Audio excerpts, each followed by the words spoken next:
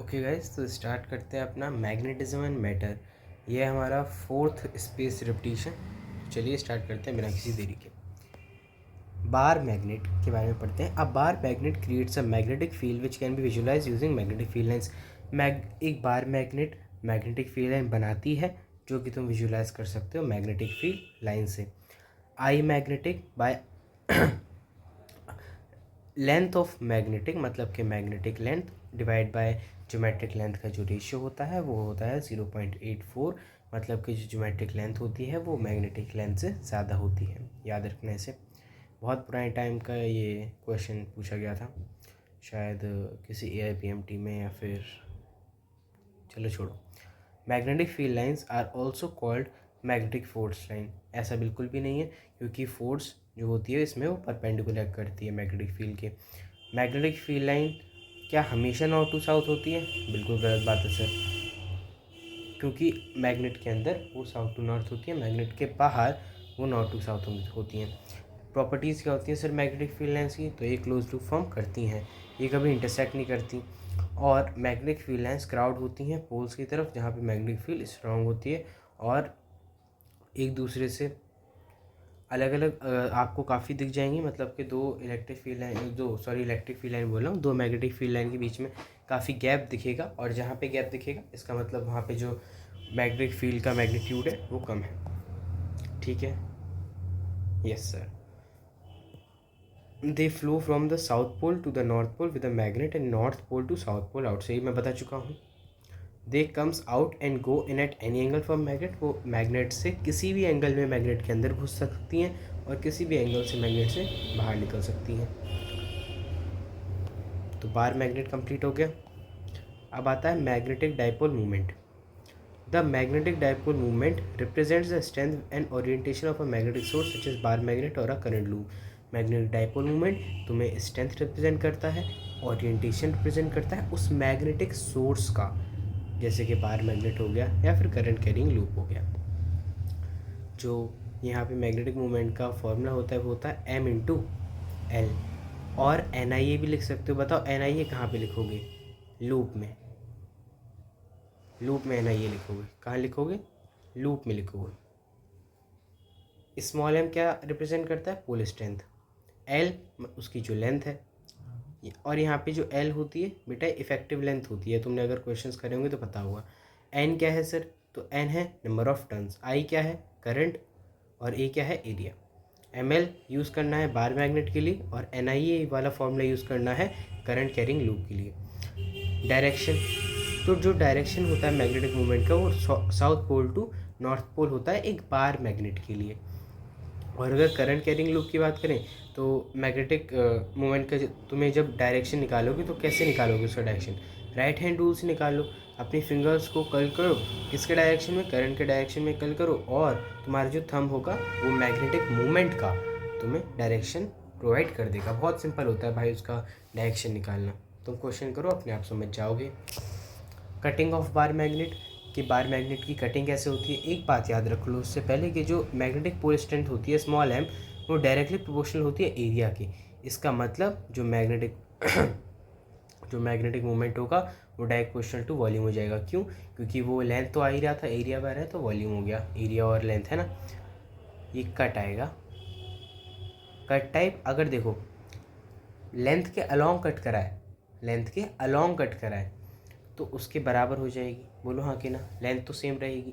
Magnetic pole strength आधी हो जाएगी, तो यहाँ पे मैग्नेटिक मूवमेंट भी आधा हो जाएगा। परपेंडिकुलर कट करा है तो लेंथ आधी हो जाएगी, पोल स्ट्रेंथ सेम रहेगी, लेकिन तब भी मैग्नेटिक मूवमेंट तो आधा हो जाएगा, क्योंकि मैग्नेटिक मूवमेंट तो दोनों पे डिपेंड कर रहा है ना।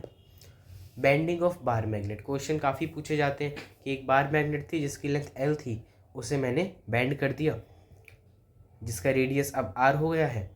जब भी मैं कोई सर्कल देखूं मेरा दिल दीवाना बोले मैग्नेटिक मूवमेंट सर्कुलर सेगमेंट। वैसे ये कोई राइम तो बनी नहीं, बट चलो कोई बात नहीं, सर ने लिखा है अब। तो मैग्नेटिक मूवमेंट का सर्कुलर सेगमेंट जो होता है, सर्कुलर सेगमेंट का magnetic movement M' = M sin θ/2 divide by θ/2। ठीक है, बात समझ में आ रही? बात समझ में आ रही? कंप्लीट सर्कल, अब ये तो तुम अब रख लो ना, जैसे थीटा 2π रख देना। सेमी सर्कल में जो थीटा है उसे क्या रखोगे, π/2 रख देना, सॉरी पाई रख देना। यस सर, ठीक है, यहाँ तक बात समझ आ गई। अब ऐसे तुम 60 डिग्री रख लो यार, यहाँ पे डिग्री में रख देना जो एंगल होगा, और यहाँ पे रेडियन में रख देना, ठीक है। चलें आगे। चलिए sir, 2 identical bar magnet of magnetic moment M। बताया था मैग्नेटिक डाइपोल का जो डायरेक्शन होता है वो साउथ टू नॉर्थ होता है, साउथ टू नॉर्थ। इनके बीच में कितना 90, तो रख लो तुम आराम से, करते जाओ। 90 पे वैसे भी तुम्हें 90, 60, 120 ये तो कुछ ऐसे एंगल्स होते हैं, और वैसे यहाँ पे साउथ टू नॉर्थ इनके बीच में जो एंगल बनेगा वो 120 बनेगा, तो ऐसे निकालते जाओ। Magnetic field due to bar magnet, तो एक्सियल पॉइंट पे भाई तो बहुत सिंपल है, ठीक है, बहुत सिंपल है। जो तुमने इलेक्ट्रिक फील्ड में करा है सेम टू सेम यहाँ पे भी वो कर दो। मैग्नेटिक फील्ड एक्सियल लिखोगे तो क्या लिखोगे, एक्सियल पे लिखना है। तो 2, जैसे कि इलेक्ट्रिक फील्ड में बताओ क्या होती थी, इलेक्ट्रिक फील्ड एक्सियल पॉइंट पे सर वो होती थी कुछ 2kp r divide by r² minus a² का होल स्क्वायर, कुछ ऐसी होती थी। हाँ बिल्कुल, तो यहाँ पे बस p की जगह m रख दो, r रख दो, divided by r² minus a² का होल स्क्वायर। सर ये r क्या है बेटा, ये r है इस मैग्नेट के सेंटर और इस पॉइंट के बीच की डिस्टेंस। और सर a क्या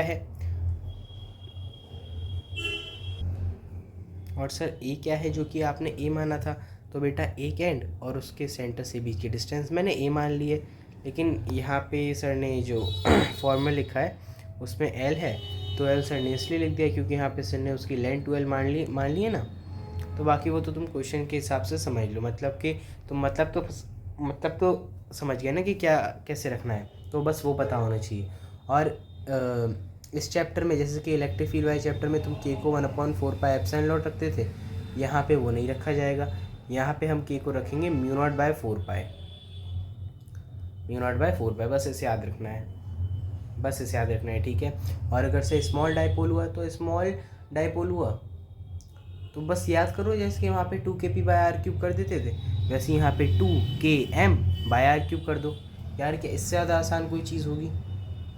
मैग्नेटिक फील्ड अलॉन्ग डाइपोल, जो मैग्नेटिक फील्ड आएगी वो डाइपोल के अलॉन्ग आएगी। इसमें अगर नॉर्मल बाइसेक्टर मतलब कि इक्वेटोरियल पे रखो तो ये भी तुम्हें याद होना चाहिए। बताओ इलेक्ट्रिक फील्ड में क्या आता था सर, इलेक्ट्रिक फील्ड में आता था -kp/r² प्लस a² की पावर 3/2 सर, कुछ ऐसा आता था। तो बस ऐसे यहाँ पे लिख दो तुम। अगर मैग्नीट्यूड लिख रहे हो तो km/r² प्लस a² की पावर 3/2, और अगर शॉर्ट डाइपोल है तो km/r³। या इससे ज़्यादा सिंपल तो नहीं होगा कोई, बताओ। और यहाँ पे मस्ट कंडीशन है कि जो मैग्नेटिक फील्ड होगी वो डाइपोल के अपोजिट आती है, ठीक है। डाइपोल का जहाँ डायरेक्शन है जस्ट उसके अपोजिट मैग्नेटिक फील्ड का डायरेक्शन होगा। जनरल जैसे टॉर्क का formula m×b mb sin theta, potential energy का -m.b -mb cos थीटा, ठीक है। अब देख लो जीरो पे तो सिंपल जीरो हो जाएगी टॉर्क।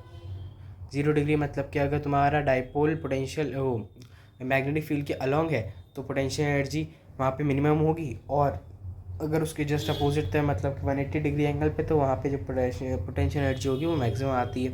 ये याद रख लेना बस, बाकी तो तुम फॉर्मूला यूज़ करके निकाल ही सकते हो, ठीक है। यहाँ पे ये जो एंगल होता है ये डाइपोल और मैग्नेटिक फील्ड के बीच का एंगल होता है। ये जनरल पॉइंट वाला एक बार देख लेते हैं। मैग्नेटिक फील्ड क्या आती है, किसी भी थीटा एंगल पे यहाँ पे फॉर्मूला आता है, जैसे कि तुमने इलेक्ट्रिक फील्ड में पढ़ा होगा kp/r³ √3 cos² थीटा +1। ऐसे ही सेम टू सेम यहाँ आ जाएगा km/r³ √3 cos² थीटा +1। देखो कितना सिमिलर है।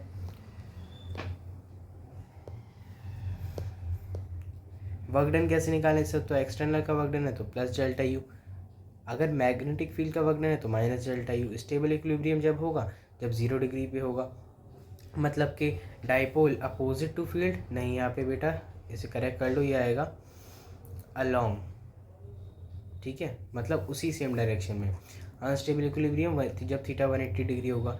Bar magnet will oscillate in uniform magnetic field about stable equilibrium, जब स्टेबल इक्विलिब्रियम पे होगी तुम्हारी बार मैग्नेट तो वो ऑसिलेट कर जाएगी यूनिफॉर्म मैग्नेटिक फील्ड में, यूनिफॉर्म मैग्नेटिक फील्ड में।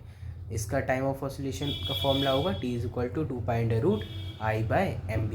बोलो हाँ कि ना? Yes sir. मैग्नेटिक फील्ड का एक ही उद्देश्य है कि वो मैग्नेटिक डाइपोल को अपनी तरफ खींच के रखना चाहता है। बिल्कुल सही बात है यार, बिल्कुल सही बात है। एनालॉजी एक बार देख लो, कंपेयर कर लो। इलेक्ट्रोस्टैटिक में जो 1/ε0 लिखते हो वो μ0 हो जाता है मैग्नेटिज्म में। चार्ज को मैग्नेटिक पोल स्ट्रेंथ लिखते हैं, डाइपोल मूवमेंट को हम यहाँ पे मैग्नेटिक डाइपोल मूवमेंट लिख देते हैं। फोर्स को जब तुम K/Q1 Q2/r² लिखते हो तो K तो तुम्हारे μ0/4π हो ही गया, चार्ज m1 m2 हो गए और r ही है, मतलब F = Q, F = mb। Axial field ये बता दी मैंने, इक्वेटोरियल भी बता दी। टॉर्क का फॉर्मूला P होता था वहाँ पे P×E, यहाँ पे हो गया M×B। वहाँ पे पोटेंशियल एनर्जी होती थी -P.E, यहाँ पे हो जाएगी -m.B। वहाँ पे वर्क डन का फॉर्मूला होता था P cos θ1 cos θ2, यहाँ पे हो जाएगा MB cos θ1 cos θ2। ठीक है, एनालॉजी समझ गए। फोर्स अगर 2 पॉइंट चार्ज के बीच में तो force inverse proportional to r², dipolar point charge के बीच में तो इनवर्सली प्रोपोर्शनल टू r3, अगर डाइपोल के बीच में तो inversely proportional to r², sorry r⁴ dipole तो r⁴, डाइपोल पॉइंट चार्ज तो r3 और पॉइंट तो r²। Gauss law in magnetism में बात करें तो Gauss law in magnetism states that the total magnetic flux through a close surface is always zero, indicating that magnetic monopoles don't exist. यहाँ पे जब तुम गॉस लॉ यूज़ करोगे किसी भी मैग्नेटिक बार मैग्नेट में क्लोज सरफेस में, एक क्लोज सरफेस में जब भी लगाओगे गॉस लॉ को तो वो हमेशा ज़ीरो आएगा। मतलब कि ये चीज़ क्या इंडिकेट कर रही है? ये चीज़ ये इंडिकेट कर रही है कि मोनोपोल्स एग्जिस्ट नहीं करते, मतलब कि पोल्स दोनों एग्जिस्ट करते हैं। मतलब कि जब मैग्नेटिक फील्ड वहाँ से निकल रही है तो मैग्नेटिक फील्ड उतनी घुस भी रही है वापस उस मैग्नेट के अंदर। ठीक है, कोई मोनोपोल नहीं है कि या तो निकल ही रही है केवल या तो आ ही रही है केवल, ऐसा कुछ नहीं है। क्लोज इंटीग्रल, हाँ क्लोज इंटीग्रल मतलब कि क्लोज सरफेस में लगा रहे हैं। ठीक है, B.ds 0 ऑलवेज। इससे सवाल पूछे आते हैं, याद रखने से। This means that the magnetic field lines are continuous and do not begin or end at any point unlike electric field lines. ये बताती हैं कि मैग्नेटिक फील्ड लाइन कॉन्टिन्यूस होती हैं, वो तो ना किसी जगह से चालू होती हैं ना वो किसी जगह पे ख़त्म होती हैं किसी पॉइंट में, जैसे कि इलेक्ट्रिक फील्ड करती हैं, है ना। इलेक्ट्रिक फील्ड की तरह नहीं है मैग्नेटिक फील्ड। अब एक चीज़ याद रख लो, कुछ हार्ड क्वेश्चंस में पूछा जा सकता है। अगर तुम ये चीज़ याद रख लोगे तो तुम्हारा काम बहुत जल्दी हो जाएगा। मतलब कि जो एक्चुअल कैलकुलेशन है वो इसकी बड़ी होती है। देखो सवाल कैसे पूछे जाते हैं, जैसे कि वो कहते हैं कि बार मैग्नेट को हमने लेंथ के अलॉन्ग कट करा है, मतलब कि ऐसे कट करा है, तो बेटा जो टाइम पीरियड है ना ऑसिलेशन का वो सेम रहेगा। अगर परपेंडिकुलर कट करा है तो परपेंडिकुलर तुमने जितने पार्ट्स में कट करा है उससे बस उस एन से मतलब मान लो एन पार्ट्स में हमने कट करा है तो एन से उसे डिवाइड कर दो, T/n हो जाएगा। इसकी जो एक्चुअल कैलकुलेशन होती है वो लेंदी होती है। ठीक है, वो लेंदी होती है, लेकिन जब तुम ये चीज़ याद रख सकते हो तुम्हारा काम बस जल्दी हो जाएगा, तो टाइम बच जाएगा तुम्हारा। नंबर ऑफ इक्वल कटेड पार्ट, ठीक है, इक्वल होने चाहिए और वो पार्ट्स। न्यूट्रल पॉइंट नहीं पढ़ना है, सिलेबस में नहीं है। वाइब्रेशनल मैग्नेटोमीटर आओ, ऑसिलेशनल मैग्नेटोमीटर भी बोलते हैं, वही फॉर्मूला हम इसमें यूज़ करते हैं, T = 2π√I/mb। पहली एप्लीकेशन मैग्नेटिक डाइपोल मूवमेंट निकालने की, तुम ना इस वाले फॉर्मूले में बना लो। 2π को नीचे लाओ, रूट को स्क्वायर बनाओ, I को नीचे लाओ, M को ऊपर लाओ, पूरे को इधर लाओ, B को यहीं रहने दो, तो फाइनल जो तुम्हारा फॉर्मूला बनेगा वो M = 4π² I/T²B, ये बन जाएगा कुछ ना कुछ। ठीक है, वो इसे याद रखने की ज़रूरत नहीं, याद मत करने बैठ जाना हर चीज़, 100 चैप्टर याद रखने हैं। To find ratio of magnetic dipole movement of two magnet of same size. देखो पूछा आता है कि M2/M1 क्या होगा। M2/M1 का रेशियो काफ़ी पूछ लिया जाता है मैग्नेटिक डाइपोल मूवमेंट का, लेकिन उन मैग्नेट का जिनका सेम साइज़ है तो उनका जो रेशियो आता है M2/M1 का वो आता है T1/T2 का होल स्क्वायर। मतलब कि यहाँ पे जो T होता है वो inversely proportional to magnetic movement की होती है, इस चीज़ को याद रखना। ठीक है, to compare magnetic dipole movement of two magnet. अगर सर मैग्नेट जो है वो डिफरेंट साइज़ के हैं तब क्या करेंगे, तब आओ, तब जो रेशियो होगा उनका वो ध्यान से सुनना। M1/M2 = T2² + T1² divided by T2² - T1²। Simple ये फॉर्मूला होता है, याद रख लो। अगर वो फ्रिक्वेंसी के रिलेशन में पूछ ले तो लिख देना f1 square plus f2 square divide by f1 square minus f2 square. देखो यहाँ पे 2 था तो यहाँ पे 1 है, इस चीज़ का ध्यान रखना, इस चीज़ का ध्यान रखना। और सर यहाँ पे अगर हम टाइम कैसे निकालेंगे, अगर जैसे कि उन्होंने ऐसे रखे, मतलब मैग्नेट को अगर उन्होंने ऐसे रखा है सवाल में, दोनों का सेम डायरेक्शन में मैग्नेटिक मूवमेंट, तो यहाँ पे टाइम आ जाएगा t1 is equal to 2.8 I1 plus I2 divide by m1 plus m2 into B. और अगर डिफरेंट पोलैरिटी में रखी है तो t2 is equal to 2.8 I1 plus I2 divide by m1 minus m2 into B. तो देखो जो तुम्हारा मोमेंट ऑफ इनर्शिया वो तो दोनों ही जगह ऐड हो रहा है। टेंजेंट लो क्या होता है, टेंजेंट लो कुछ नहीं होता है भाई।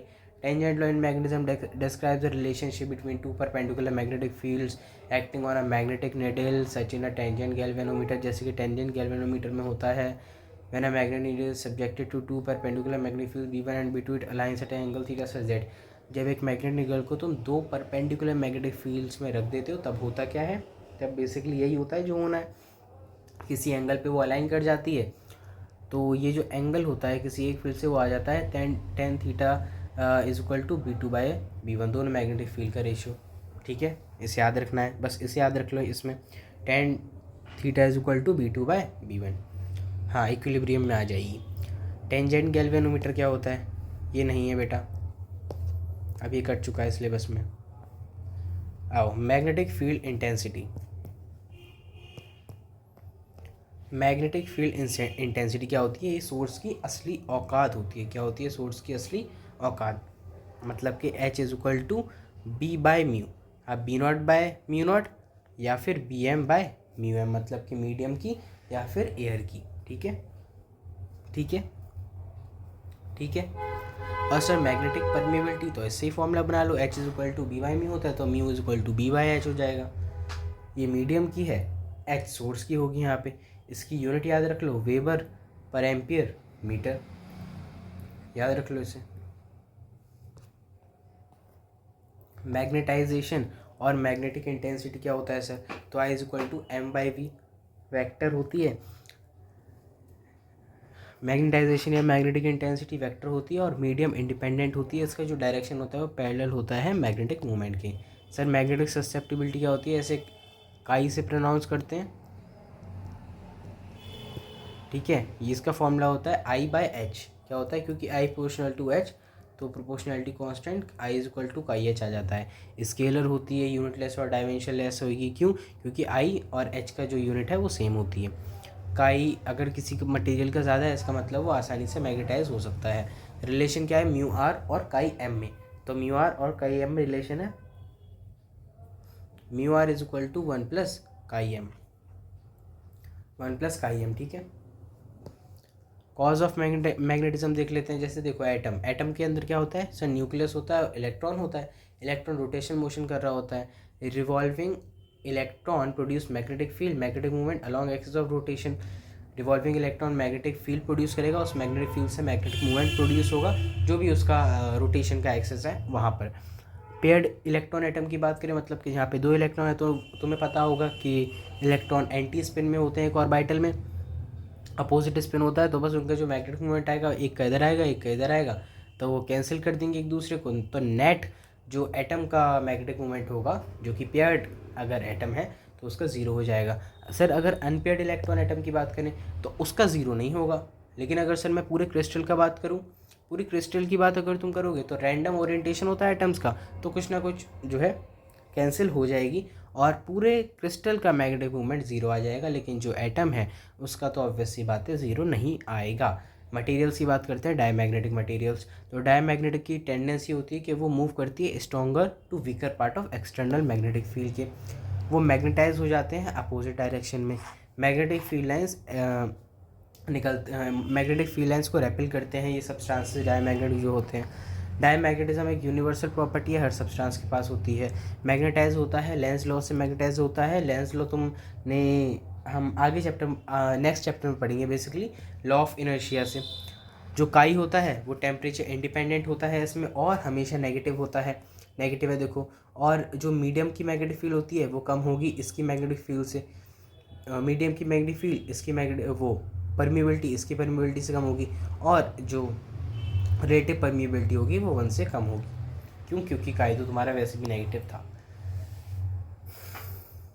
यस, तो पैरामैग्नेटिक की बात करें तो पैरामैग्नेटिक सब्सटेंस जो होगा इसके भी, अब पैरामैग्नेटिक क्या होता है, ये अनपेयर्ड होता है। अनपेयर्ड एटम की वजह से, तो एटम में इसका ज़ीरो नहीं आता है, पूरे मटेरियल का ज़ीरो आएगा। ऑब्वियस सी बात है, उसके रैंडम ओरिएंटेशन की वजह से अगर एक्स्ट्रा मैग्नेटिक फील्ड नहीं दी, अगर तुमने एक्स्ट्रा मैग्नेटिक फील्ड लगा दी तो ऑब्वियस सी बात है नॉट ज़ीरो तो आएगा ही। टेंडेंसी उसकी होती है वीक मैग्नेटिक फील्ड रीजन से स्ट्रॉन्ग मैग्नेटिक फील्ड रीजन में जाए। मैग्नेटाइज होता है टॉर्क से, और इसका जो काई होता है वो पॉजिटिव हो जाता है, लेकिन वो एक स्मॉल पॉजिटिव नंबर हो जाता है। मीडियम की ज़्यादा होती है, इससे म्यू ज़्यादा होता है इसकी एयर से, और जो म्यू आर होगा वो 1 से ज़्यादा आता है। इसका जो काई होता है वो इनवर्सली प्रोपोर्शनल टू टेम्परेचर होता है, ठीक है। तो रेक्टेंगुलर हाइपरबोला ग्राफ बनता है। फेरोमैग्नेटिक की बात करें तो फेरोमैग्नेटिक मटेरियल इसकी ये डोमेन बनाता है, इसमें एक लौता है ये मटेरियल जिसमें डोमेन बनते हैं। तो डोमेन की वजह से जो मैग्नेटिक मूवमेंट होता है नेट वो 0 के बराबर नहीं होता है, स्ट्रांगली अट्रैक्टेड, बहुत जल्दी मैग्नेटाइज हो जाता है। रैंडम अरेंजमेंट होता है इसके डोमेन का, मतलब पूरे मटेरियल का 0 हो जाएगा। अगर एक्स्ट्रा मैग्नेटिक फील्ड लगा दी तो ऑब्वियस सी बातें नहीं होगा, डोमेन फॉर्मेशन यहाँ पे हो जाते हैं।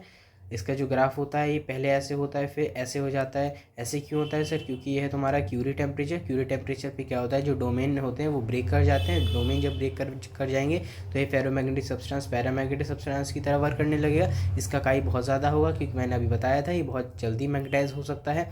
और इसकी जो मैग्नेटिक फील्ड फिर नेट आएगी वो एयर की मैग्नेटिक फील्ड से बहुत ज़्यादा होगी। जो म्यू आएगा वो एयर की परमिएबिलिटी से बहुत ज़्यादा होगा। जो रिलेटिव परमिएबिलिटी आएगी वो भी बहुत बड़ा होगा 1 से, ठीक है। ये तो सर ने समझाने के लिए बताया था। क्यूरी लॉ एक बार देख लेते हैं, वैसे ये अपने सिलेबस में है नहीं बट फिर भी चलो। C B naught by T से याद रख लो, बहुत बहुत बहुत बहुत पुराने टाइम में सवाल पूछा गया था एक, बस फिर नहीं पूछा गया है।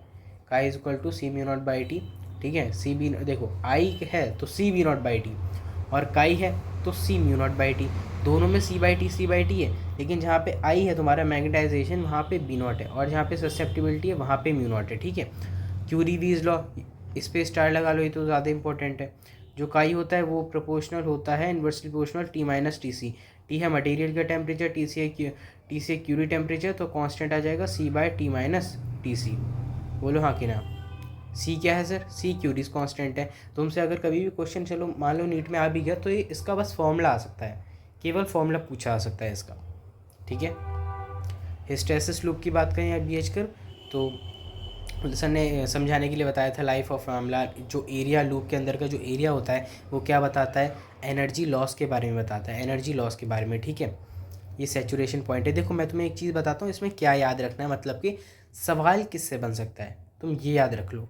ये जो चीज़ है ओ से आई तक का जो यहाँ पे डिस्टेंस है ये बताती है रिटेंटिविटी, और ओ से तक मतलब ये वाली चीज़ बताती है कोरिजिविटी। रामलाल पिंकी की तो अगर जिसने लेक्चर पढ़ा होगा उसे समझ आएगा तो पढ़ लेना यार, है ना। जिसने लेक्चर देखा है वही चीज़ पढ़ लेना, वो समझ जाएगा। इसे देख लो, ये सैचुरेशन पॉइंट है। हम यहाँ पे मैग्नेटिक फील्ड को रखते हैं वाई एक्सेस में, और एक्स एक्सेस में एच को रखते हैं माइनस एच माइनस बी, ठीक है, ठीक है। Intensity of magnetization, soft iron, जो सॉफ्ट आयरन होता है उसका एरिया स्मॉल होगा, ठीक है। उसकी लो रिटेंटिविटी या लो कोरिजिविटी होगी। जो परमानेंट मैग्नेट होती है उसका एरिया जो है वो लार्ज आएगा, उसकी जो रिटेंटिविटी होती है वो हाई होती है, कोरिजिविटी भी हाई होती है। ओके, तो एंड करते हैं इसे, लेकिन उससे पहले एक चीज़ सुन लो। Everyone including your society, family, friends, सब सिर्फ सक्सेस को ही सैल्यूट करते हैं, ठीक है। तो सोचना है इस चीज़ पे 2 मिनट, ठीक है। तो आज का स्पेस ट्यूब टीचर हमारे यहीं पे ख़त्म होता है, मिलते हैं किसी नेक्स्ट स्पेस ट्यूब टीचर में।